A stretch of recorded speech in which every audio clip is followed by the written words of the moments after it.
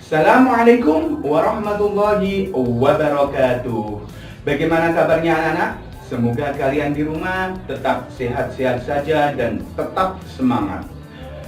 Jika ada yang sakit, mari kita doakan semoga teman yang sakit segera diberikan kesembuhan oleh Allah dan bisa bergabung kembali bersama kita untuk belajar bersama.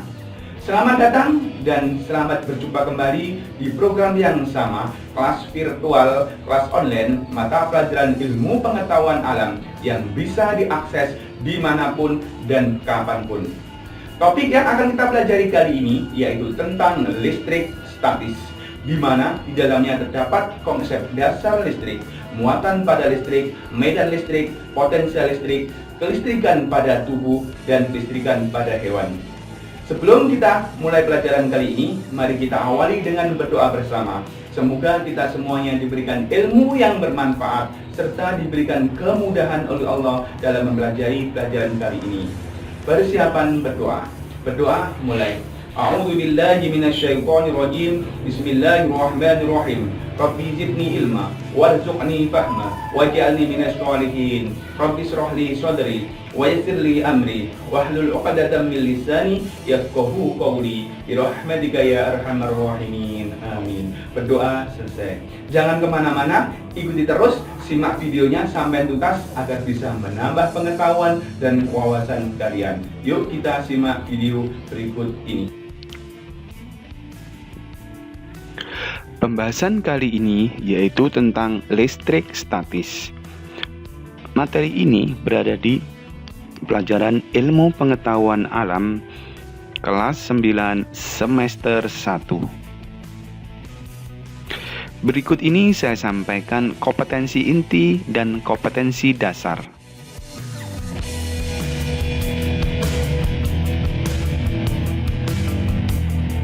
Selanjutnya, indikator pencapaian pembelajaran dan tujuan pembelajaran.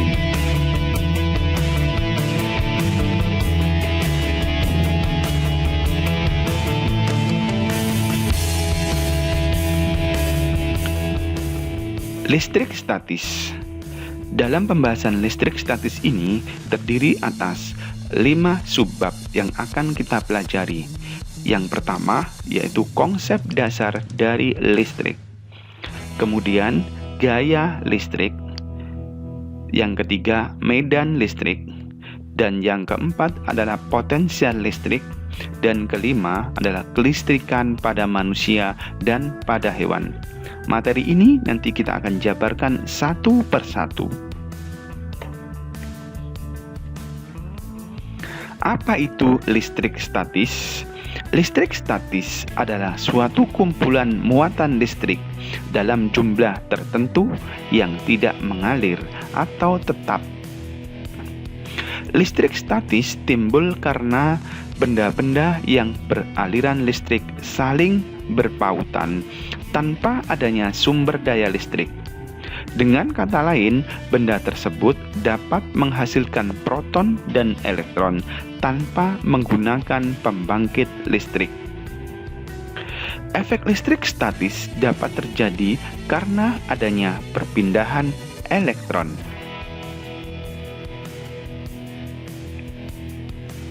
Berikut ini saya sampaikan tentang gejala alam yang berkaitan dengan listrik statis.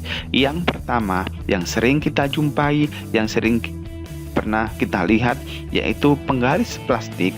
Setelah digosokkan dengan kain wol, maka kain digosokkan dengan kain tersebut, maka penggaris itu akan bisa menarik serpian-serpian kertas yang kecil, seperti yang ada pada gambar di bawah ini. Contoh yang kedua, fenomena alam yang berkaitan dengan listrik statis adalah peristiwa terjadinya petir. Peristiwa terjadinya petir ini merupakan pengosongan listrik secara statis. Pada musim hujan sering kita jumpai tentang proses terjadinya petir.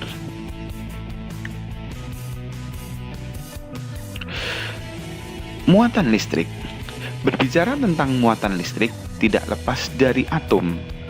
Atom berasal dari bahasa Yunani, terdiri atas dua kata, a dan tomos. A artinya tidak dan tomos terbagi. Sehingga pengertian secara lengkap, atom adalah bagian paling kecil dari benda yang sudah tidak dapat dibagi-bagi lagi. Walaupun atom begitu kecil, tetapi atom tersusun atas terdiri proton, elektron, dan neutron. Bagian dari dalam atom atau yang disebut dengan inti atom atau nukleon itu terdiri atas muatan proton dan neutron. Sedangkan inti atom dikelilingi oleh kulit. Kulit tersusun atas elektron-elektron yang bermuatan negatif. Berikutnya adalah jenis muatan pada atom. Muatan pada atom ada 3 macam, yaitu muatan positif, muatan negatif, dan muatan netral. Kapan benda itu dikatakan bermuatan positif? Tatkala jumlah proton lebih besar atau lebih banyak daripada jumlah elektron. Dan kapan benda itu bermuatan negatif? Jika jumlah elektron lebih besar dari jumlah protonnya. Sedangkan benda netral jika jumlah proton itu sama dengan jumlah elektron. Berikut ini interaksi antar muatan. Interaksi antar muatan ini menurut seorang ilmuwan Carles Agustin Coulomb pada tahun 1785 menemukan hukum dasar tentang gaya listrik antara kedua partikel. Jika ada dua muatan yang sejenis didekatkan, maka muatan tersebut akan terjadi gaya tolak-menolak. Sedangkan jika ada muatan yang tak sejenis didekatkan, maka akan terjadi gaya tarik-menarik. Besar gaya tolak-menolak atau gaya tarik-menarik itu menurut Carles Agustin Coulomb, besarnya gaya tarik-menarik atau gaya tolak-menolak antara dua benda bermuatan listrik itu berbanding lurus dengan muatan pada masing-masing benda dan berbanding terbalik dengan kuadrat jarak antara kedua benda tersebut. Pernyataan tersebut ini disebut dengan hukum Coulomb.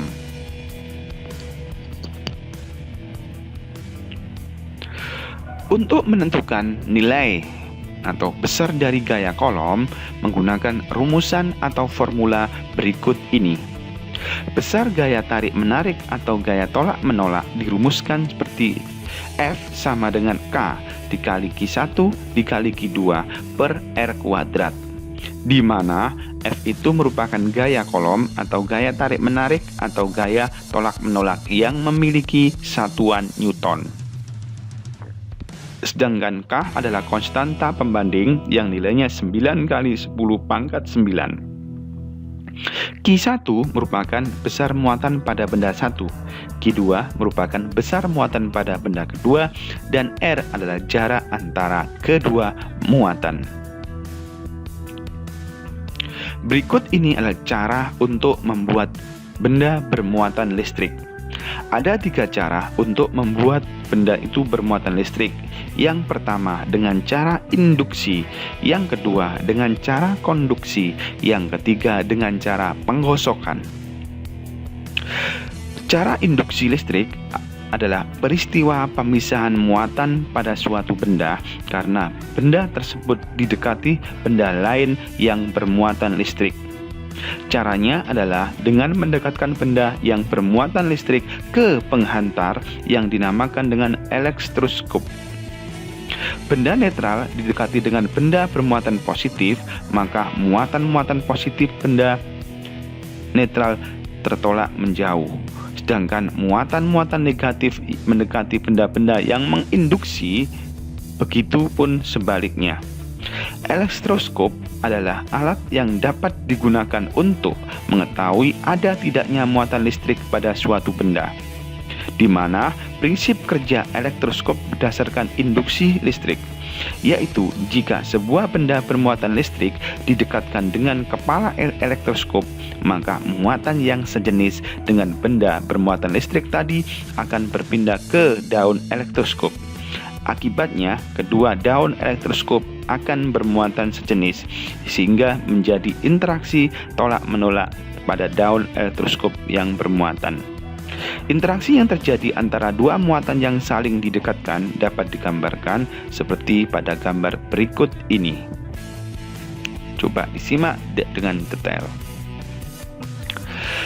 Cara yang kedua yaitu dengan cara konduksi. Cara konduksi adalah menyentuhkan benda yang bermuatan listrik ke benda yang tidak bermuatan listrik. Dengan begitu, benda yang tadinya tidak memiliki muatan listrik akan memiliki muatan listrik. Bila sebuah benda logam bermuatan positif disentuhkan dengan benda logam lain yang tidak bermuatan atau netral, maka elektron-elektron bebas dalam logam yang netral itu akan tertarik menuju logam yang bermuatan positif. Karena sekarang logam yang kedua tersebut kehilangan beberapa elektronnya, maka logam ini akan bermuatan positif. Proses demikian disebut memuati dengan cara konduksi atau dengan cara sentuhan, dan akhirnya kedua benda memiliki muatan dengan tanda yang sama. Sedangkan yang ketiga yaitu dengan cara penggosokan. Benda-benda yang telah digosok dan dapat menarik benda-benda yang kecil yang ada di sekitar disebut benda yang telah bermuatan listrik. Benda-benda di bawah ini dapat memiliki muatan listrik dengan cara digosok dengan benda lain, seperti pada tabel muatan bahan-bahan. Contoh, kain sutra dan kaca. Ketika digosokkan, maka hasilnya kaca bernilai positif, sutra bernilai negatif. Proses ini karena elektron dari kaca berpindah ke kain sutra. Contoh yang kedua, mister plastik dan kain wol. Maka hasil yang didapatkan setelah digosokkan, plastik akan bernilai negatif, kain wol bernilai positif. Elektron dari kain wol berpindah ke mister plastik. Sisir rambut pun dengan demikian. Penggaris mister plastik pun juga demikian. Balon dan kain wol. Balon bernilai negatif, kain wol bernilai positif. Kenapa? Karena elektron dari kain wol berpindah ke balon. Ebonit dan kain wol, begitupun. Ebonit bernilai negatif, kain wol bernilai positif. Karena elektron dari kain wol berpindah ke ebonit. Begitulah cara yang ketiga, yaitu dengan cara penggosokan antara dua benda. Berikutnya adalah medan listrik. Medan listrik adalah daerah di sekitar muatan listrik yang masih dipengaruhi oleh gaya listrik. Jika sebuah partikel menghasilkan gaya listrik, maka benda yang ditimbulkan di sekitar partikel tersebut dinamakan medan listrik.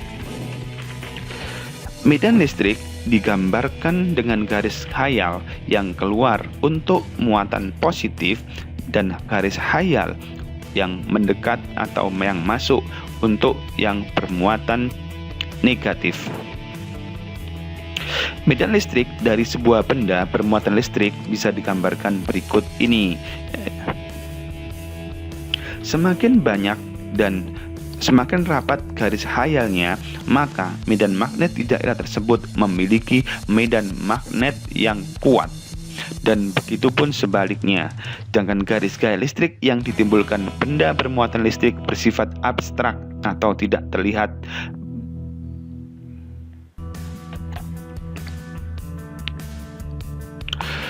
Untuk menghitung besar medan listrik yang terukur pada suatu titik dapat ditentukan dengan rumusan berikut ini.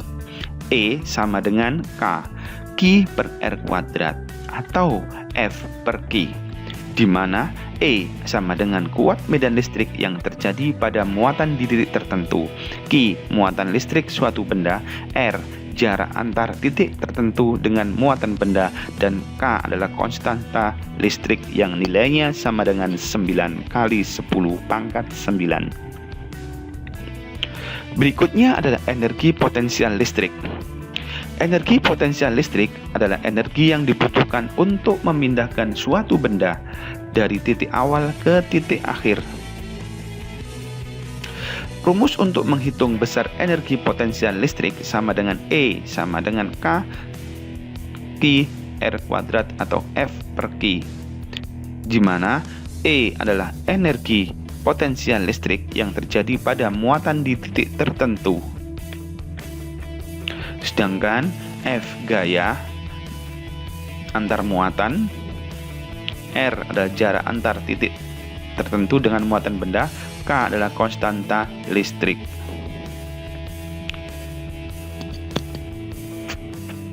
Selanjutnya, potensial listrik. Potensial listrik biasa dikenal sebagai tegangan atau kerja yang dibutuhkan untuk memindahkan muatan sebesar satu kolom. Untuk menghitung besarnya potensial listrik pada suatu benda dirumuskan dengan menggunakan rumus seperti yang ada di bawah ini. V sama dengan K Q per R sama dengan E dikali R, di mana V adalah potensial listrik yang memiliki satuan volt, E adalah energi potensial, Q adalah muatan listrik suatu benda, R adalah jarak antar titik tertentu dengan muatan benda, dan K adalah konstanta listrik yang nilainya sama dengan 9 kali 10 pangkat 9 N per M kuadrat per C. Selanjutnya adalah kelistrikan pada manusia. Tubuh manusia dialiri oleh arus listrik, khususnya pada saraf, yaitu dengan adanya impuls listrik. Bidang khusus yang mempelajari tentang aliran impuls listrik pada tubuh manusia disebut dengan biolistrik.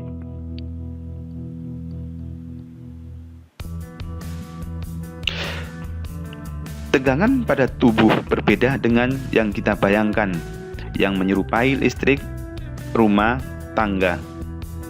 Tegangan pada tubuh berbeda pada listrik pada rumah tangga. Kelistrikan pada tubuh hanya berkaitan dengan komposisi ion yang terdapat dalam tubuh, bukan listrik yang mengalir seperti pada kabel listrik yang ada di rumah-rumah.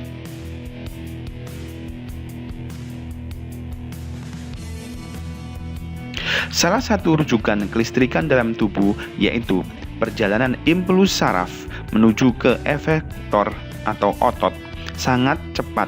Alasannya proses kelistrikan pada sel saraf. Tubuh manusia mengandung ion positif dan ion negatif. Ion penyebab muatan negatif di dalam tubuh manusia yaitu Cl-, sedangkan penyebab muatan positif kalsium 2+ dan Na+. Salah satu kejadian fisiologi yang memakai tanda-tanda kelistrikan dalam tubuh manusia yaitu penghantar impuls saraf. Unit struktural dari sistem saraf yaitu sel saraf atau yang disebut dengan neuron. Neuron tersusun dari tubuh sel dan uluran-uluran yang keluar dari tubuh sel. Di efektor dalam tubuh sel terdapat inti, mitokondria, badan kompleks atau Golgi, neurofibril sehingga neuron bisa bermetabolisme. Muatan yang ada di luar dan di dalam sel saraf tidak sanggup saling tarik-menarik dengan sendirinya. Alasannya ada pemisahan berupa membran sel saraf. Tarik-menarik antar muatan akan terjadi jikalau ada rangsangan atau neuron transmitter. Berikut ini adalah gambar dari sel saraf. Sel saraf terdiri atas inti sel atau yang disebut dengan nukleus, di mana nukleus itu berada di badan sel. Nah, di bagian ujung disebut dendrit dan bagian tengah neuron atau neurit, ya, dan sel Schwann. Berikut ini bagian-bagian dari sel dan fungsinya. Dendrit. Dendrit adalah penonjolan tubuh sel yang bercabang-cabang dan berbentuk menyerupai cabang pohon. Memiliki fungsi menerima impuls dari sel lain dan meneruskannya ke tubuh sel. Berikutnya adalah badan sel. Badan sel di dalamnya terdapat inti sel yang dikelilingi oleh sitoplasma, di mana sitoplasma mengandung organela sel menyerupai mitokondria, ribosom, tubuh Golgi, dan retikulum endoplasma, khusus milik sel saraf yang disebut tubuh nisin. Badan sel memiliki fungsi meneruskan impuls dan dendrit ke akson.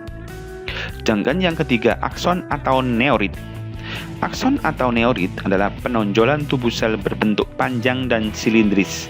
Setiap satu sel saraf hanya menyerupai satu akson. Ujung selesai akson disebut dengan terminal akson. Terminal akson ini mempunyai beberapa percabangan dan berbonggol.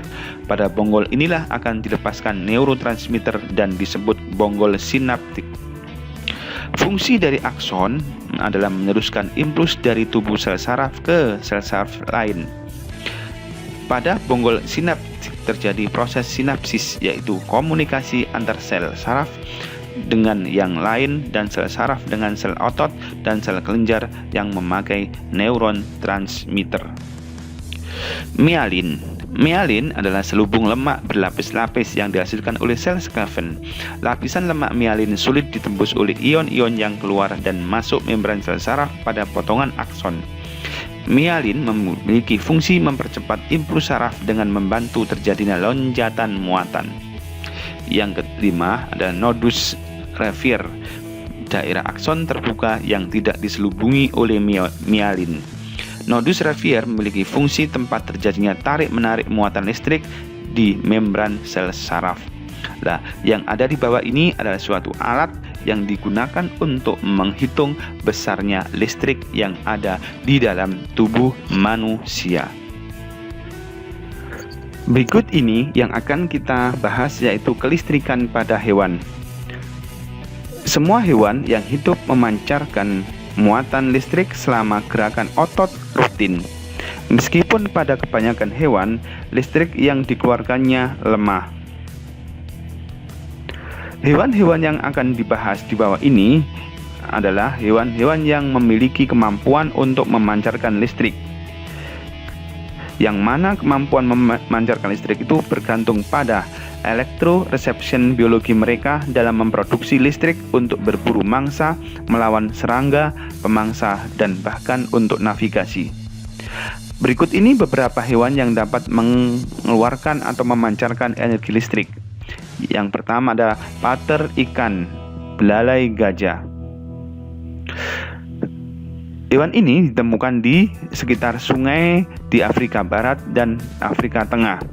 Ikan ini berwarna gelap, batang seperti tonjolan dari kepala adalah mulut yang sebenarnya Elephantonacivis, dilengkapi dengan organ yang menghasilkan listrik khusus yang terletak di ekor yang terdiri dari ribuan kotak seperti sel multi bernukleus yang disebut elektroplax atau elektroplaus.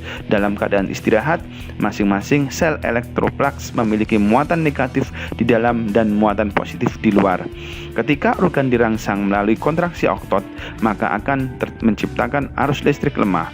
Dengan demikian, Elephantonacivis ini mampu mendeteksi berbagai tingkat distorsi dan kemudian dapat membedakan antara predator dan mangsa. Yang kedua, ikan pari elektrik. Seperti belut listrik, hewan ini juga mampu mengendalikan tegangan di setiap muatan listrik dalam tubuhnya. Organ produksi terletak di kedua sisi kepala dan bersama-sama menghasilkan tegangan listrik sampai 220 volt. Kejutan listrik yang dihasilkan hampir semua serupa dengan efek jika menjatuhkan pengering rambut ke bak mandi. Berikutnya adalah hiu kepala martil. Dengan ratusan ribu organ elektroreptor yang disebut ampula dari Lorenzini di dalam tubuh mereka, hiu ini menjadi satu-satunya hiu yang memiliki sensitivitas listrik terbesar yang dapat mendeteksi sinyal dan 1,5 miliar volt hewan lain dan memudahkan dalam mencari mangsanya. Yang keempat adalah Echidna. Echidna termasuk anggota dari ordo Monotrema. Hewan berduri ini memiliki moncong memanjang yang berfungsi baik sebagai mulut dan hidung. Moncong ini juga mengirim sinyal-sinyal listrik yang membantu mereka menemukan serangga untuk dilahap. Sistem elektroreseptif ini di moncongnya yang masih kurang kompleks daripada platypuses. Elektroresepsi mereka terbukti berguna meskipun mereka menjadi hewan darat karena moncong mereka terus-menerus basah. Hal ini jauh lebih mudah untuk menghantarkan listrik dalam air daripada di darat. Itulah sebabnya mengapa kebanyakan hewan elektroreseptor ini berasal dari perairan. Berikutnya yang nomor 5 adalah elektrik sekate. Elektrik sekate ini merupakan makhluk menghabiskan sebagian besar waktu mereka di dasar air laut atau air dingin. Menggunakan kemampuan elektrosensenya mereka untuk mengambil medan listrik lemah yang dikeluarkan oleh udang, siput, dan kerang kegemaran mereka. Mulut mereka terletak di bagian bawah tubuh mereka sehingga tubuh mudah untuk mencari makanan. Masing-masing dikembangkan dengan organ bilateral di sepanjang ekor yang menghasilkan sengatan listrik intermit. Intensitas shock bervariasi dari spesies satu ke spesies yang lain. Dan yang nomor 6 adalah belut listrik. Belut listrik paling sering ditemukan di perairan Amerika Selatan. Belut listrik menghasilkan listrik lebih dari hewan lain di dunia ini dengan nilai 5.000 sampai 6.000 elektrovolts. Penelitian menunjukkan bahwa mereka dapat menghasilkan kejutan intermiten tanpa lelah selama 1 jam. Jumlah tenaga listrik yang dihasilkan dengan mudah bisa mematikan bagi manusia dewasa berukuran rata-rata. Namun sebagian dari apa yang mereka balut listrik sangat unik adalah kemampuan untuk mengontrol intensitas guncangan mereka. Belut listrik ini tidak benar-benar diklasifikasikan sebagai belut tetapi sebagai ikan. Demikian anak-anak penjelasan tadi mulai dari awal hingga akhir. Berikut ini saya sampaikan tugas untuk kalian, yaitu tugas terstruktur. Tulis nomor 1. Soal, berikan 2 contoh fenomena alam yang berkaitan dengan listrik statis. 2. Kapan sebuah benda dikatakan muatan listrik dan kapan benda dikatakan bermuatan positif dan kapan benda bermuatan netral. Jelaskan dengan gambar. Nomor 3. 2 buah muatan masing-masing Q1 sama dengan MC dan Q2 sama dengan 12 mikrocoulomb terpisah sejauh 30 cm. Tentukan besar gaya yang terjadi antara 2 muatan tersebut. Gunakan tetapan K sama dengan 9 kali 10 pangkat 9 dalam satuan standar. Soal nomor 4. Jarak antara titik P dan muatan negatif 20 mikrocoulomb adalah sebesar 10 cm. Tentukan kuat medan listrik pada titik P. Dan yang 5. Sebuah sumber tegangan mengeluarkan energi sebesar 40 joule untuk memindahkan 160 coulomb muatan listrik dalam penghantar listrik. Hitung berapa tegangan yang digunakan untuk memindahkan muatan tersebut. Demikian anak-anak penjelasan serta tugasnya. Ingat di rumah tetap belajar dan tetap semangat. Bagaimana anak dengan materi tadi tentang listrik statis? Ada yang belum dimengerti? Saya yakin kalian paham jika kalian benar-benar mengamati dan menyimak video dari awal hingga akhir. Namun jika ada yang belum dimengerti atau ada yang belum dipahami, bisa Anda tuliskan di kolom komentar yang ada di bawah video ini. Mari kita akhiri pelajaran kali ini dengan berdoa bersama. Semoga kita semuanya diberikan ilmu yang bermanfaat. Persiapan berdoa. Berdoa mulai. A'udzubillahi minasyaitonirrajim. Bismillahirrahmanirrahim. Allahumma inni astaudi'uka ma 'allamtanihi warzuqhu ilayya indaka hajati wa la tansanihi ya rabbal alamin. Subhanakallahumma wa bihamdika asyhadu an la ilaha illa anta astaghfiruka wa atubu ilaik. Dari saya ucapkan sekian. Saya akhiri. Assalamualaikum warahmatullahi wabarakatuh.